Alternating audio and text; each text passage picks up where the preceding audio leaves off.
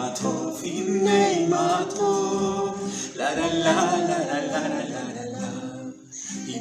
Amados hermanos, muy buenas noches. La lectura de hoy en Mateo 17:14. Cuando llegaron al gentío, vino a él un hombre que se arrodilló delante de él diciendo: Señor, ten misericordia de mi hijo, que es lunático y padece muchísimo, porque muchas veces cae en el fuego y muchas otras en el agua, y lo he traído a tus discípulos, pero no lo han podido sanar. Respondiendo Jesús dijo: Oh generación incrédula y perversa, ¿hasta cuándo he de estar con vosotros? ¿Hasta cuándo os he de soportar? Traédmelo acá. Y reprendió Jesús al demonio, el cual salió del muchacho, y éste quedó sano desde aquella hora. Viniendo entonces los discípulos a Jesús aparte, le dijeron: ¿Por qué nosotros no pudimos echarlo fuera? Jesús les dijo: por vuestra poca fe, porque de cierto os digo que si tuvierais fe como un grano de mostaza, diréis a este monte: pásate de aquí allá, y se pasará, y nada os será imposible. Pero este género no sale sino con oración y ayuno. Lo que está por suceder acontece unas horas después de la experiencia de la transfiguración. Pedro, Juan y Jacobo vieron con sus propios ojos cómo el aspecto de Jesús cambiaba de forma sobrenatural a una aún más gloriosa que la de los mismos ángeles. Vieron cómo Moisés y Elías aparecieron al lado del Cristo y rodeados de su gloria, de modo que quedaba inmejorablemente claro que aún la ley y los profetas se encontraban bajo la autoridad de Cristo. Recordemos esto porque va a ser muy relevante en lo que continúa.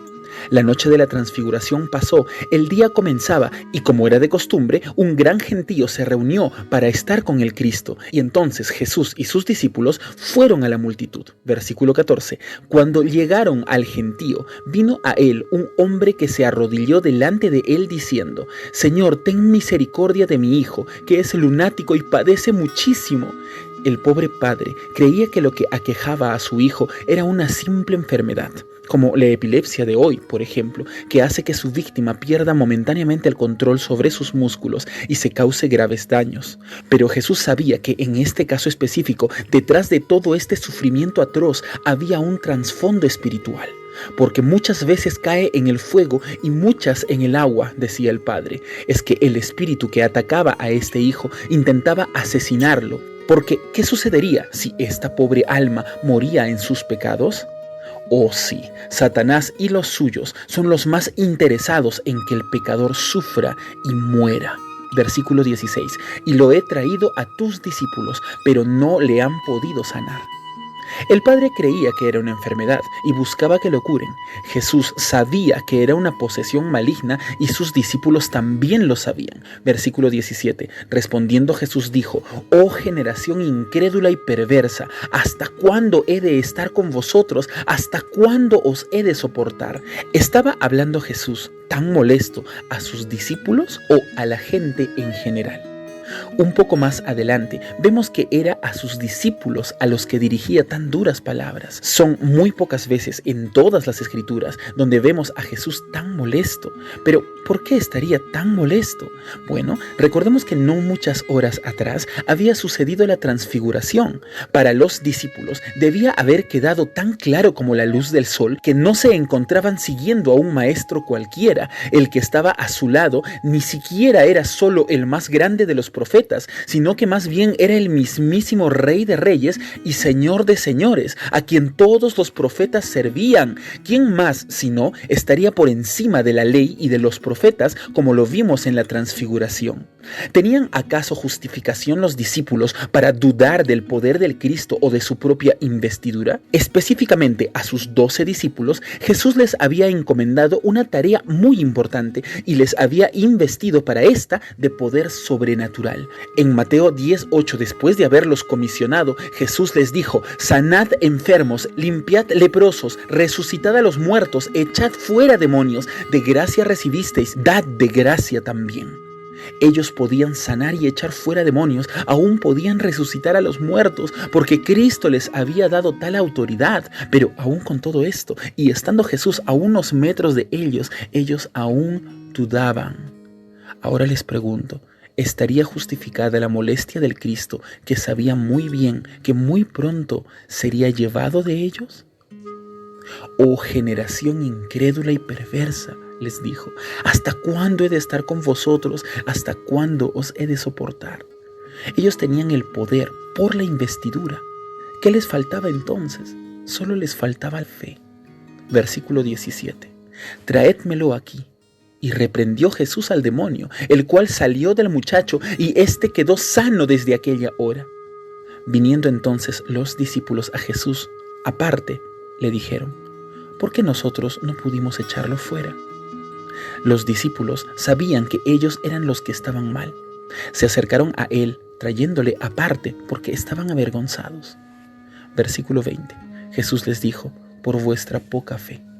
Porque de cierto os digo que si tuvierais fe como un grano de mostaza, diréis a este monte: pásate de aquí allá, y se pasará, y nada os será imposible».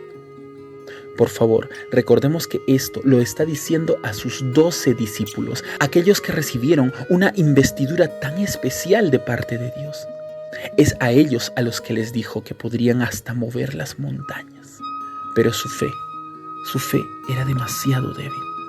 La alusión al grano de mostaza es una tan especial, porque siendo la más pequeña de todas las semillas, se puede convertir en la más grande de las hortalizas, superando en tamaño incluso a muchos árboles. Así la fe puede lograr grandes cosas en personas de lo más insignificantes.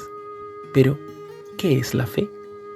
Hebreos 11:1. Es pues la fe, la certeza de lo que se espera, la convicción de lo que no se ve. Esta preciosa fe tiene dos dimensiones y las dos requieren de un esfuerzo en nuestra voluntad. 1. La fe es la actividad de mantener la duda sujeta. Hermanos, es normal que a nuestra mente vengan ideas extrañas, dudas que quieran movernos el piso o que quieran detenernos. Pero por la fe podemos mantener a esas dudas lejos de nosotros. Y 2. La fe es la actividad consciente de recordar lo que creemos y sabemos de Dios para nunca dejar de confiar en Él.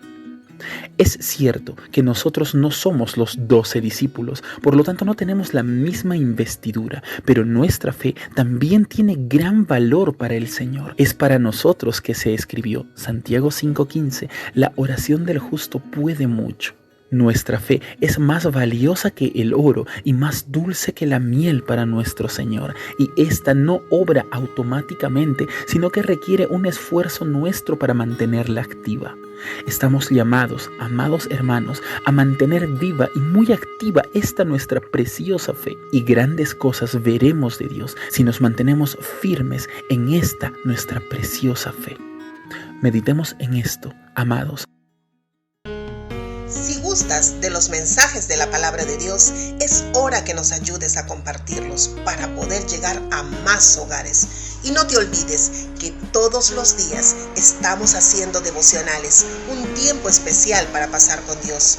Suscríbete, comenta y comparte todos los días.